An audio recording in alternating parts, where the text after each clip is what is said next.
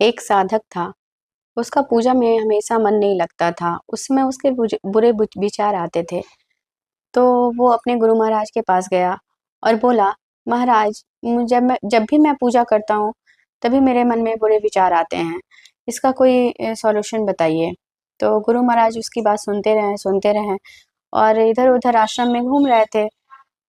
तो वो भी पीछे-पीछे उनका शिष्य घूम रहा था।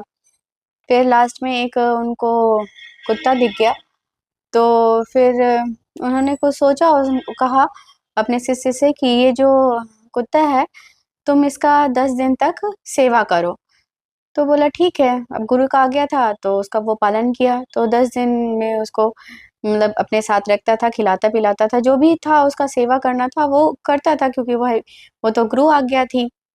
उसके बाद जब 10 दिन हो गया, तो उसके बीच में क्या हुआ कि उसको कुत्ते से लगाव हो गया। जैसे कोई भी जानवर आप पालते हैं, ख़ासकर कुत्ता या कोई भी जानवर, तो उससे आपका लगाव बढ़ जाता है। तो यही हुआ कि उसको लगाव हो गया। फिर जब 10वें दिन गुरु के पास पहुँचा, तो फिर गुरु ने कहा कि चलो अब तुम्हारा तो वर्क पूरा हो गया, अब जाओ इसको छोड़ के आ जाओ जंगल में।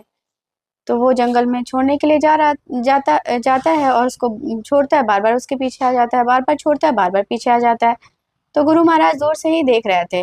फिर अपने शिष्य को बुलाया और बोला कि देखो, जिस तरह से ये तुम्हारे इतने दिन साथ रहते-रहते तुम्हारे साथ ही रहता है, तुम इससे पीछा छुड़ा नहीं पा रहे हो, उसी तरह बुरे विचार हैं, जो तुम सोचते हो, जो समझते हो, जिसके चिंतन में तुम दिन भर रहते हो, तो वो तो तुम्हारे साथ आएँगे ही।